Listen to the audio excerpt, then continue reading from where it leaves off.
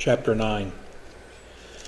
And the fifth angel blew his trumpet, and I saw a star that had fallen from heaven to earth, and he was given the key to the shaft of the bottomless pit.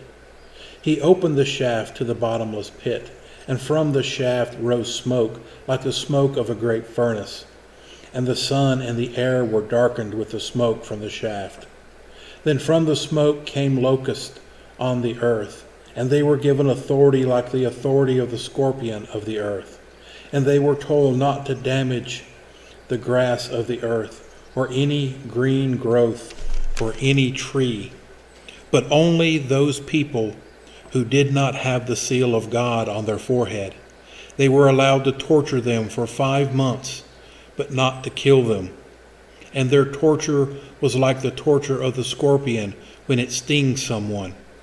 And in those days people will seek death, but will not find it. They will long to die, but death will flee from them. In appearance the locusts looked like horses equipped for battle. On their head were what looked like crowns of gold. Their faces were like human faces, their hair like woman's hair, and their teeth like lions' teeth. They had scales like iron breastplates, and the noise of their wings was like the noise of many chariots with horses rushing into battle. They have tails like scorpions with stingers, and in their tail is the power to harm people for 5 months. They have a king over them, the angel of the bottomless pit. His name in Hebrew is Abaddon, and in Greek he is called Apollyon. The first 2 woes had passed. There are still 2 woes to come.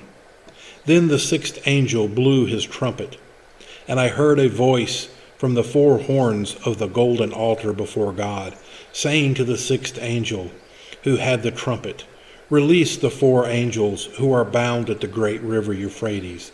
So the 4 angels were released, who had been held ready for the hour, the day, the month, and the year, to kill 1/3 of humankind.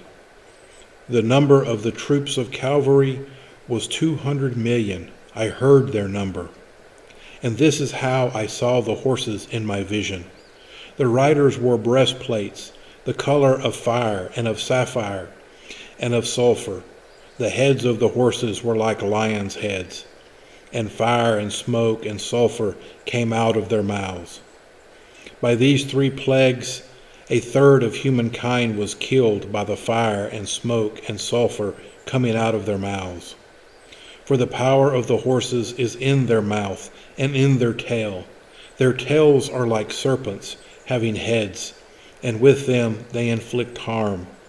The rest of humankind who were not killed by the plagues did not repent of their works of their hands, or give up the worship of demons and idols of gold and silver and bronze and stone and wood, which could not see, hear, or walk.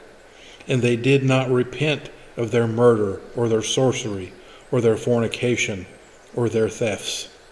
Here ends the chapter.